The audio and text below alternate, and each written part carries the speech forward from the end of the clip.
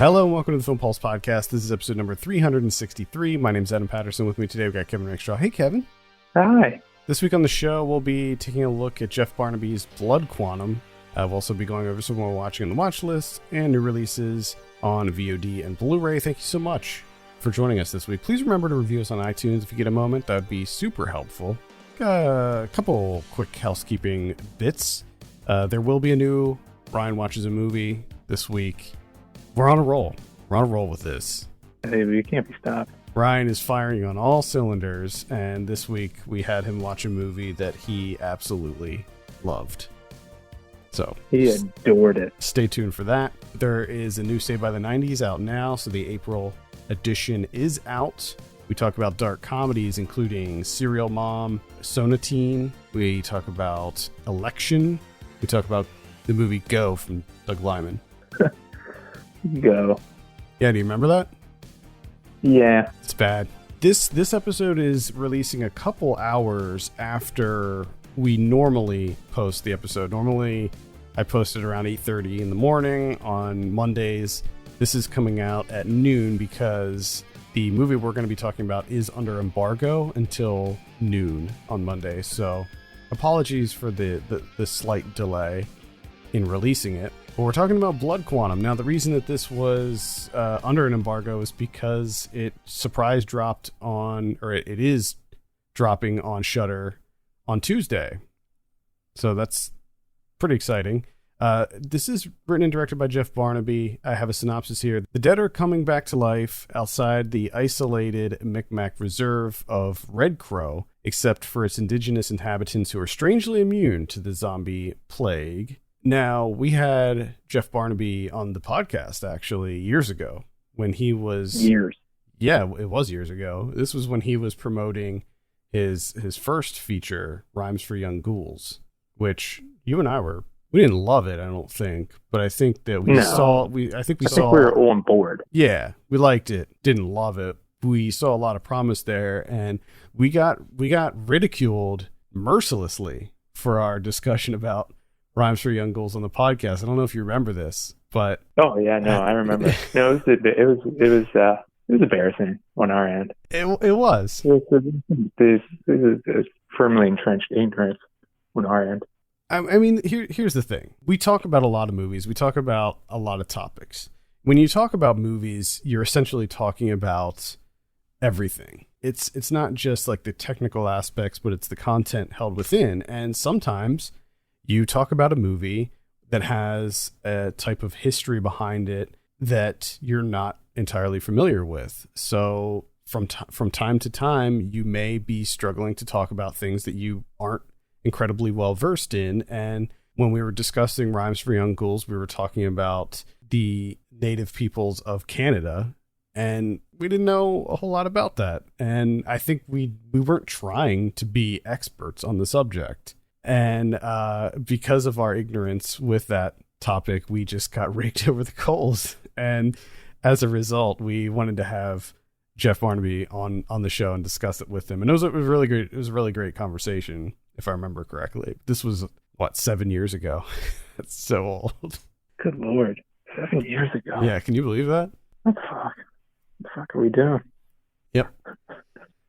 So anyway, 7 years later, he is back with his follow-up, Blood Quantum.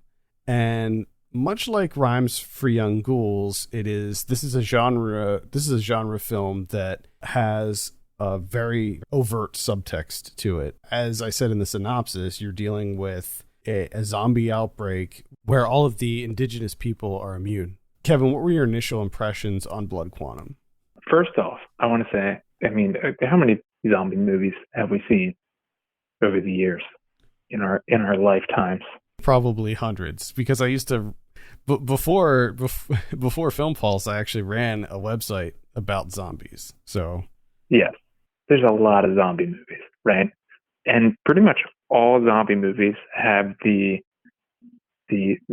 setup, right, where it's essentially where they discover the zombie outbreak. There's not a whole lot of movies that just start within the zombie outbreak. They usually, a little bit of questioning what's going on, what's happening, some confusion, and everything. And I gotta say that Blood Quantum does it differently and does it really, really well. Like the opening to this gets you really hooked because I wasn't expecting, you're thinking zombies. I'm thinking, zombie hordes either running or just staggering, flesh falling off their faces and stuff. But it's just a nice little subtle, like, to give you an idea that this is happening, and it affects more than just the people in the area, in the world. And I just love the way that they reacted to it as well. And it kind of just, establishes it, and then it gets into it pretty quickly. And then it kind of jumps ahead, and you're now firmly entrenched in this zombie apocalypse or whatever outbreak. That initial, before it jumps the 6 months, I loved all of that. Yeah, I thought that was really cool too. I like that they did that. I like that they showed us the onset, like the beginning of the outbreak, and then jumped forward to like after they've been in it for a little while. I liked that opening scene with the guy fishing, and he's like gutting the fish, and then all of a sudden the fish start coming back to life. Like that scene was just awesome. I think that opening sequence really, it showcased early on like what you're going to be in for as far as the special effects, which for me, and maybe I'm jumping ahead, but for me the special effects were definitely a highlight of this. Oh yeah, because I'm not expecting for gutted fish to start flopping around, and when it does happen, you're just like, oh shit, how'd they do that? That looks fantastic. But it's also a nice subtle way of showing how this is going to affect them. It's not just going to be like, oh, they have to stay away from zombies and not get bit like every single zombie movie ever. It's like a lot of the food supply is affected that they can't eat. Dogs would get infected, but like deer wouldn't get infected. So it kind of depend. Like some animals did, some animals didn't. And I like that. I just like the idea that they're immune. I mean, that's really not something you see in too many zombie movies, where there's a whole subset of people who are immune to the virus, and how that affects them differently. Because what happens is white people find out that they're immune on this reservation, so they start migrating to the reservation, looking for safety, looking for sanctuary. And the way that they sort of represent that is that there's a bridge that's separating them. So there's this bridge that kind of separates the reservation from the rest of the town, and people are trying to get in, and they're left with the tricky decision of, okay, do we give them sanctuary, or do we say, no, screw you, you're on your own? And I think that leads to a lot of interesting conflicts within the movie. I don't know how much we want to get into specific plot things because this doesn't come out until tomorrow, but it goes to some kind of interesting places with that conflict. No, and I think he does a really, really good job of kind of utilizing this, the like the subtext that you talked about earlier, using this zombie infection and kind of folding that into the subtext and everything. And I think to me, it worked really, really well. And outside of that, like if you're not even looking into that, like the kind of the more cerebral aspects of this movie, if you're just kind of looking at it face value, zombie movie, it's a pretty damn good zombie movie. Mm-hmm. Like you said, the effects are, I was surprised numerous times throughout this movie where I was just, there were several moments where I actually made like audible noises during this, which is something that happens pretty rarely. Like I know that a movie is affecting me when I'm just like, oh my God, or like, holy shit, like something like that.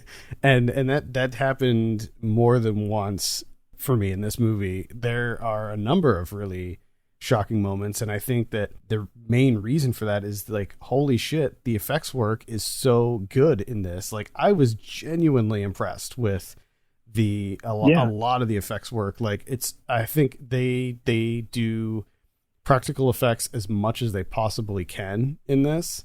There's a lot of practical effects. I would say that the bulk of it is practical, and it just looks so fucking good. I mean, that scene when I don't think this isn't a spoiler because there's no context to it or anything, but there's a scene when there's a zombie that sort of drops and is hanging by its like entrail, like that. Just that whole scene, I'm just like, holy shit.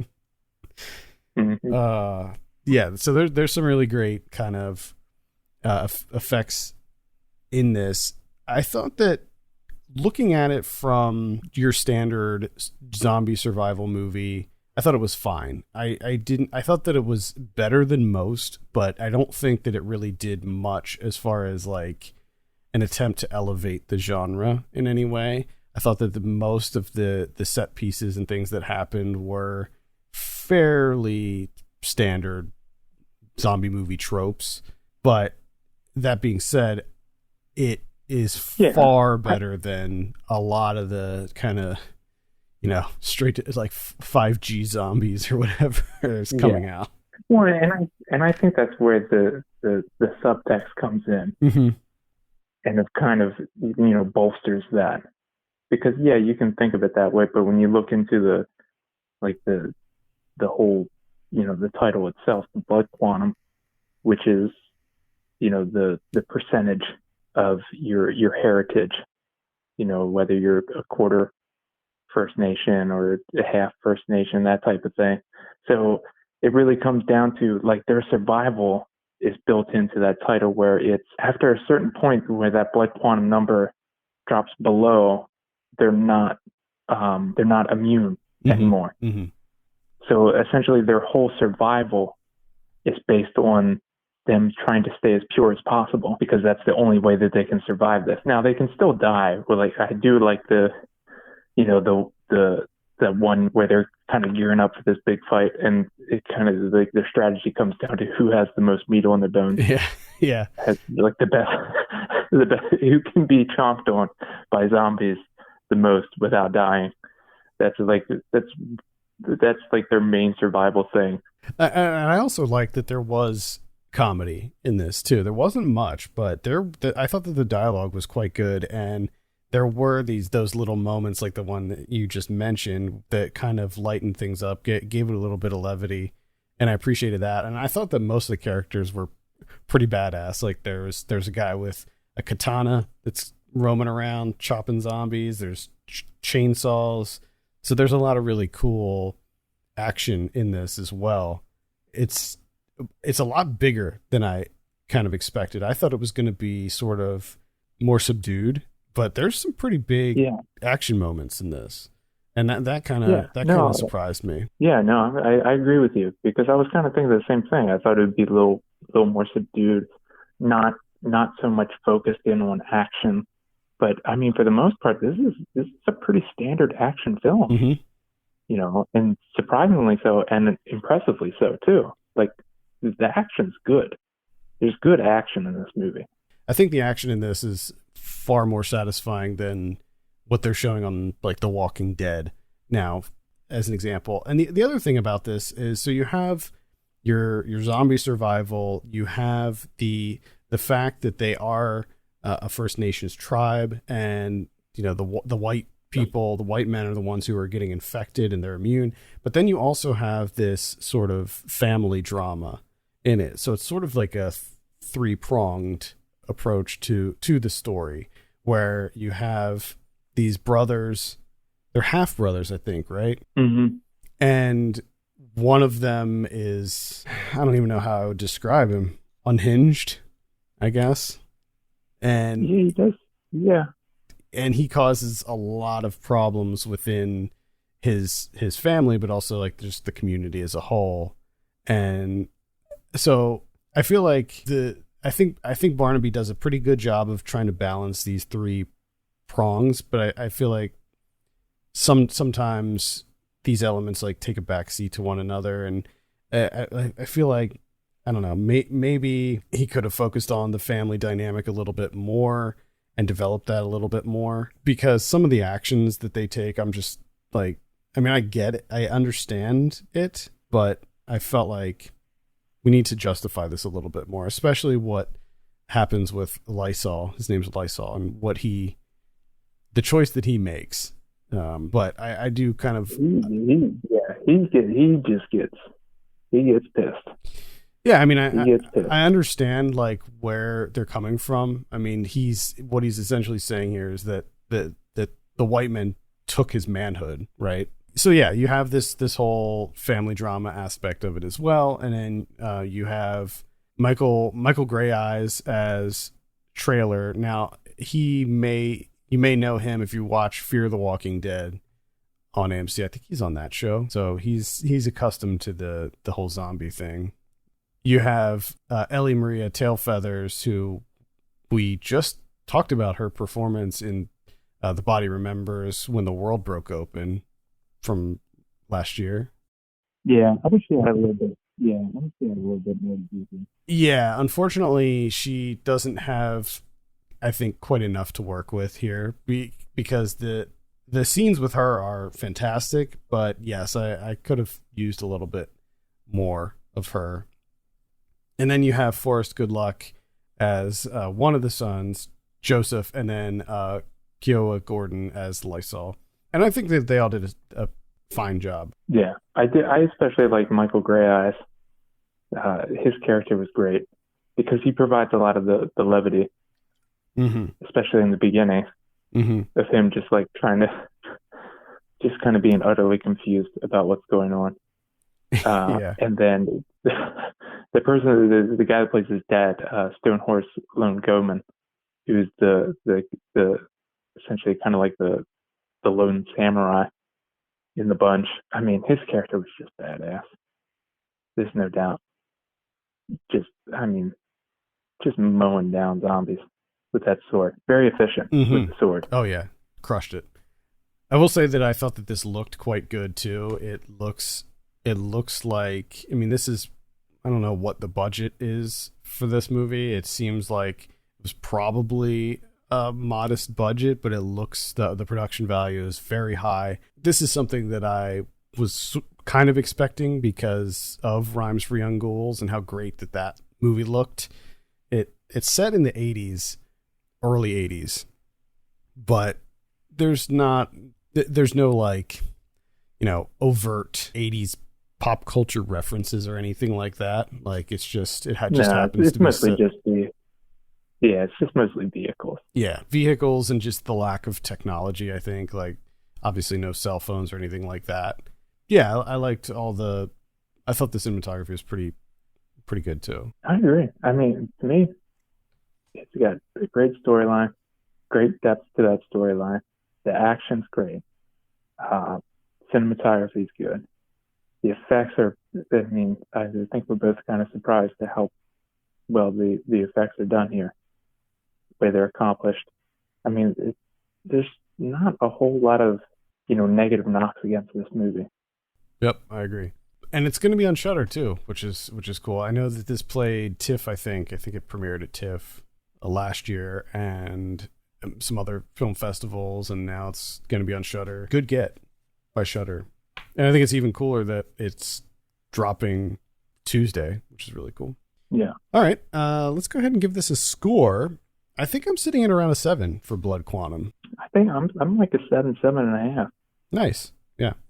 Yeah, definitely recommend checking it out. Right now, if you don't have Shudder and you want to give this a look along with the pretty big library of other titles, and I'll be coming back to Shudder later in this episode, there is a promo code SHUTIN, and I think that will give you 30 days free. So promo code SHUTIN on Shudder.com. Okay, let's go ahead and talk about someone we've been watching. I believe it is your turn this week, Kevin. All right. I don't have a whole lot, and when I talk about this movie, you'll see why. So I watched Until the End of the World from Wim Wenders, and so when this initially came out, this is his kind of like a sci-fi road trip movie from 1991. So when it was released in 1991, I think it was released in like a truncated, like 2.5 hour long cut, right? But on Criterion Channel, because this came out on Criterion on DVD or Blu-ray, but on Criterion Channel they have the director's cut, the full 287-minute film. Oof. The way he envisioned it from the outset, right? So this took up most of my time. This took quite a while to watch, to get through. And wow, wowza, this movie is pretty fucking incredible. I mean, it is, you want to talk about a road trip movie. It takes place in 20 different cities, 9 different countries, 4 different continents, right? So this is a sci-fi movie that takes place almost, I mean, they're everywhere in this thing. And they're essentially the woman at the center, Sylvie Martin, who plays Claire, she's trying to track down William Hurt. And that's another thing about this movie. Got a great cast. Tons of people in this movie. So William Hurt is on the run. He's got this invention, essentially, that is kind of like a viewfinder, that he's able to record people giving messages and whatnot.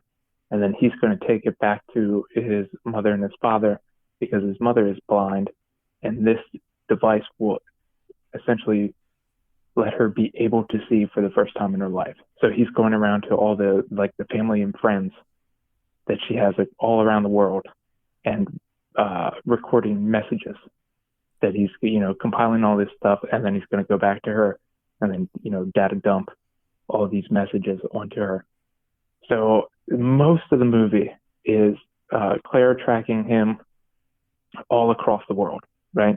Which is, I thought, is really phenomenal in terms of a sci-fi movie, because usually with sci-fi movies, you have a very distinct location that the science fiction takes part in. It's either a city, a little town, if it's a dystopian movie, it's just a centralized location, that's it. But here, it's like the entire world, right? So you get to see like the technological advances and how, every country is dealing with this. And then on top of it there's this worry that an Indian satellite is going to crash land, and essentially it's going to wipe out civilization, almost like a precursor to Y2K, right? So you have that happening as well. They're kind of racing against the clock, and he's, going to get picked up. Her ex is played by Sam Neill, and he kind of joins the hunt, trying to help her track him, William Hurt, down. And so they end up getting to Australia with all the messages and everything. So you go on this long, extensive journey, right? It's about, 3.5 hours into the movie, they finally get to Australia. Everyone's there. Everyone's kind of on the same side now, because the satellite has crashed. So they're all kind of like waiting out to see what happens. They do the experiment, the procedure, and then it takes this very distinct, sharp detour where it completely changes after that, because they realize they can utilize this information to then go in and extract dreams. So you can see your dreams. You can record your dreams and then filter it through like the computer and turn it into imagery. And it gets kind of batshit crazy at that point. It just kind of completely devolves into this like nightmare cacophony of imagery and music. And it's something else. Man. I can't recommend it enough. I mean, for 4+ hours, there's something always happening. They're always going somewhere. They're always somewhere new. A new element has been introduced. Like, it's nonstop. Might have to take the plunge. Do this. Yeah, it's great. Do they just have the director's cut on Criterion, or do they have like the I think they just have the director's cut. That's it. I mean, that's the one I would watch anyway. I was just curious. Yeah, because I gotta say, I mean, obviously, I think it cost them like $24 million to make this movie, and which is kind of insane to think of for a Wim Wenders movie. And like, once you watch it, the 4+ hours, like, it's inconceivable to me how in God's name you could cut that down into 2.5 hours. Yeah, crazy. All right. That's Until the End of the World, and that is available on the Criterion channel. I saw a couple Tribeca movies this week. Tribeca is making some of their movies available for coverage. So I decided to check out two of them. The first one is called 12-Hour Shift, and it is directed by Brea Grant, who we actually had her on the show ages ago as well, when she was promoting her debut feature, which was like this sort of apocalyptic story of friendship. And that was back in 2013 also. So it's been 7 years since she did another feature. She did a bunch of short films and stuff since then. But anyway, this is her sophomore feature, and it takes place in a hospital in 1998, and it stars Angela Bettis as a nurse who she's a drug addict, and the way that she supports her drug habit is by selling organs. So what she'll do is she actually will find patients in the hospital who are about to die and feed them bleach and kill them and take their organs, whatever is needed, and sell them. And it is what happens is she ends up selling this kidney to her cousin, who is like completely incompetent, and the cousin forgets to put the kidney in the cooler, and so when she takes it to the buyer, there's no organ there, and it causes this big like mess where she goes back, and then the organ dealers go back to try to find them, and everybody's running around this hospital and trying to find these organs and find these people, and it's sort of a dark comedic thriller. It works on most levels. Angela Bettis is really good in it, and there's also this like side plot involving David Arquette, who plays a murderer who was on death row, and he attempted suicide. So he's like a patient in the hospital as well, and he breaks out. So he's like roaming around the hospital too. It was pretty good. I have a full written review for this up on the site. I don't know when this will be out, but I would say keep a lookout for it, because it's worth a look. It's pretty entertaining. Again, that's called 12-Hour Shift. All right. Do you want me to do my other Tribeca one, since I have more to talk about? Yeah, really. Yeah, the only other thing I did was I rewatched Blade Runner. Really? Blade Runner. Interesting. Which I pretty much feel the same way. Yeah. It's an okay movie. Great looking. Was this everything else? Which version did you watch? Final cut. Okay. I think that's right. Yeah, I think that's the like generally the accepted like one. Yeah. That people recommend. And the only thing that was different this time around, and I think I had this before, but it just really stood out to me this time, was Rutger Hauer's performance. I mean, he kind of makes that movie, outside of the production design and everything, obviously, but his performance in particular, just, man, oh boy, he elevates it. Mm.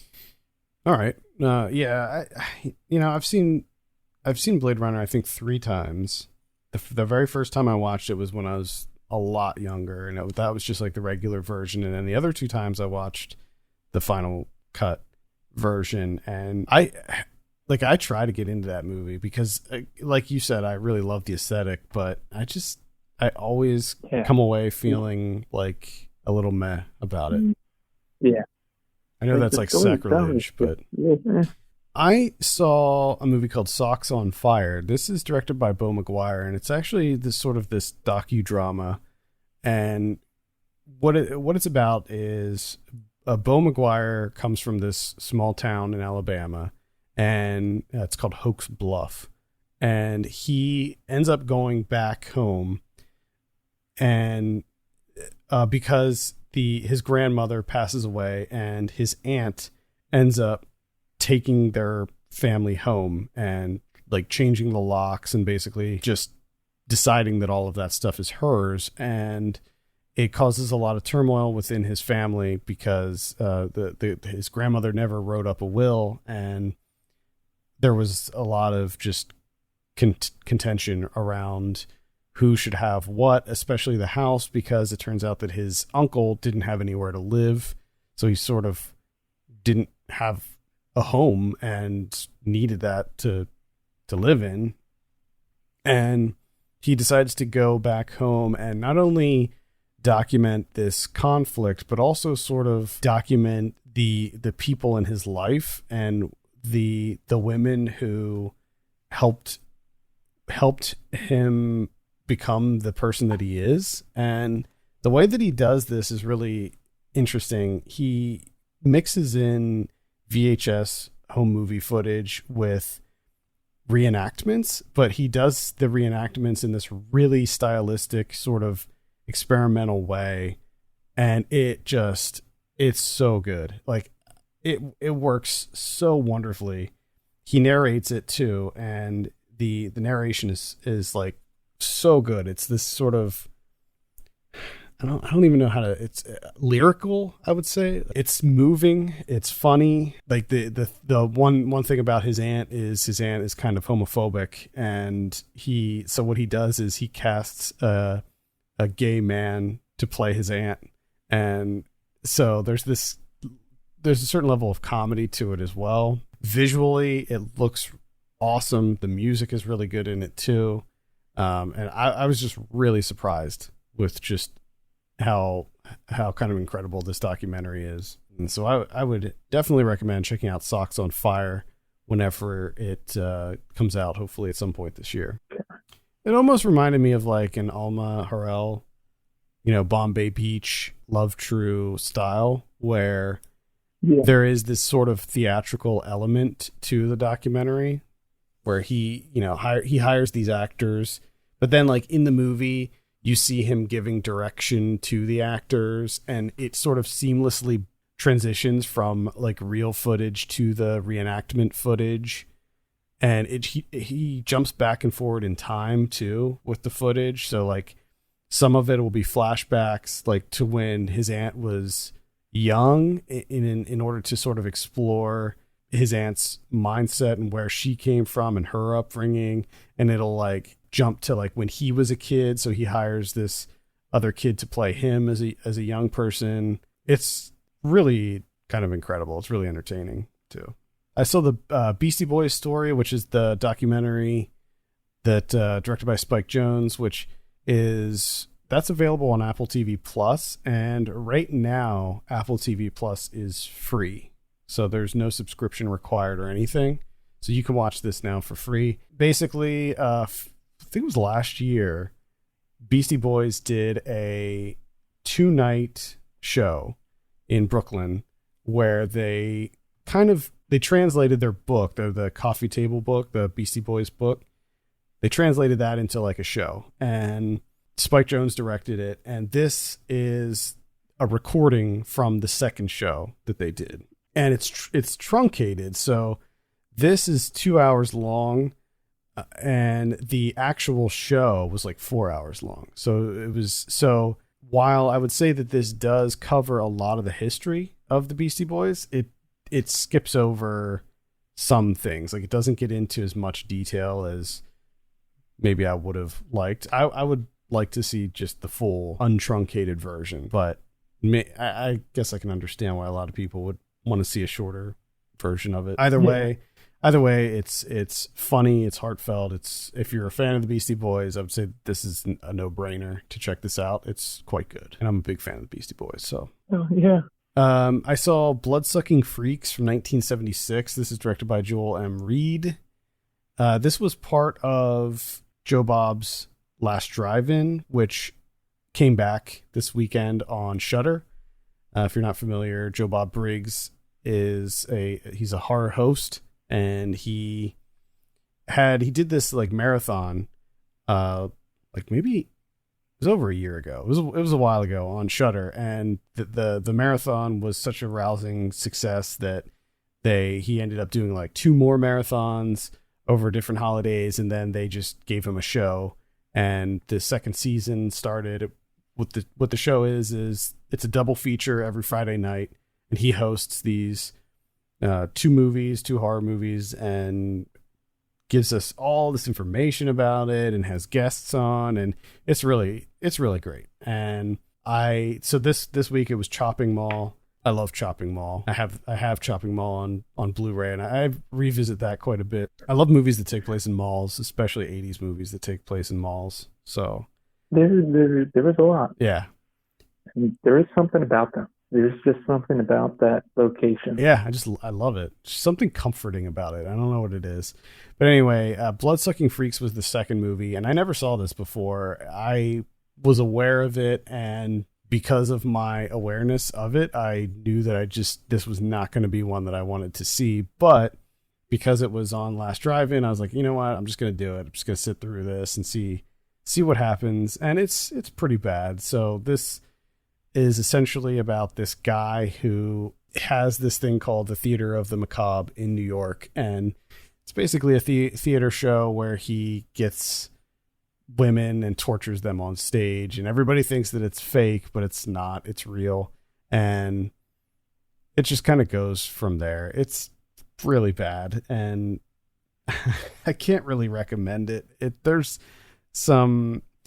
all looks very fake. I mean, because it's obviously very low budget, and being 1976, the special effects weren't quite, what they became in the 80s when like Tom Savini and like Rick Baker started killing it with effects. But yeah, it's still a pretty unpleasant movie nonetheless. It's definitely one of these movies that it just tries to go out of its way to shock you and be as depraved as possible. You see them they play backgammon, and they're using women's fingers to bet with, like chips.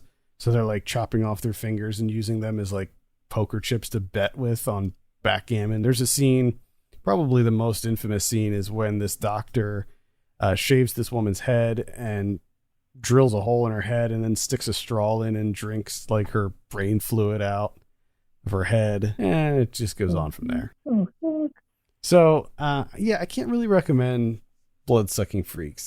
There's just not a lot here. There's really nothing redeeming about it. It's on Mubi too, by the way. So if you don't have Shudder, oh yeah, that's if you don't have Shudder, when you first said it, I was like, that name sounds familiar. Yep, on Mubi. Mubi and Shudder. Yep, one or the other. I think that's it. Oh, I did see Bad Black.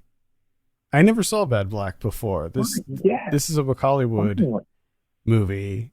I saw Who Killed Captain Alex. Wonderful. Yeah, never saw Bad Black, so I was like, you know what? Let me go ahead and do this. I'm gonna pull the trigger on this. This is on Amazon Prime, by the way. So if you have Prime, you can watch Bad Black on there. Nice. If you saw Who Killed Captain Alex, I think Bad Black is pretty much the same. I mean, there's not as many like big action moments in it, but the ones that are here pretty good. I enjoyed it for the most part. I think it's the inclusion of VJ Emmy in this. I never know how to feel about it, because he narrates or does I don't know what you want to call it, the hype. It's like the color commentary. Yeah, like the commentary. He does that in Who Killed Captain Alex too, and I never know how to feel about it, because there were times while I was watching Bad Black and I was trying to imagine what it would be like without his commentary, and I'm like, this would be like not nearly as grating or kind of silly if his commentary wasn't in there. Like I think that it would feel a lot more professional without the commentary. But then on the other hand, some of the stuff he said was just absolutely incredible. Yeah. Like the one when he goes, "This doctor needs borders." It's so funny. It's been a while since I've seen this movie, but now that I know that it's on Amazon Prime, I watched this back in 2017. I think oh yeah. The other funny line that he says is when he's talking about Bad Black, he goes, "You'd be mad." Oh no, he was talking about the doctor, the white guy, and I think his name was like Alan, and he goes, "You'd be mad too if you could only act in Uganda." At any rate, I definitely would recommend checking out Bad Black. I think Who Killed Captain Alex is also on Amazon. It's fun. It's just a lot of fun. Yeah, I there's a documentary that was supposed to screen at South by about these guys, and I really want to see it. I'm trying to get a hold of it and figure out like what the deal is with this documentary when it's coming out. But you just have to love the ambition that these people have. Mm-hmm. Like, so ambitious. They're so dedicated to putting these movies out, and you have to have a lot of respect for them. And if you want to support them, they sell all their movies on their website, and the money goes directly to them. And they sell like t-shirts and stuff too. I bought a t-shirt, and that's what made me want to finally watch Bad Black, because I got a t-shirt, a Hollywood t-shirt, and they sent me like a signed photo and stuff. And it's really great. And I love supporting these guys and what they do. Yeah, love it. All right, let's take a look at what we have on VOD this week. On the 28th, we have Until the Birds Return. We have The Source of Shadows. Looks like a horror movie. We have The Incoherence. Looks like a comedy of some sort. We have Autism the Sequel, which is, there was, when was that? 2006. HBO put out a movie called Autism the Musical, which was a documentary. And this revisits the same characters, checks in with them, sees what they're up to now. Got 15 Years, Reawakened, Evil Has Been Summoned. It's a horror movie. No. On the 29th, we have The Engineer Imagines. This is a virtual theatrical release. It's a documentary about the guy who did the Sydney Opera House. Peter Rice. Yes, that's it.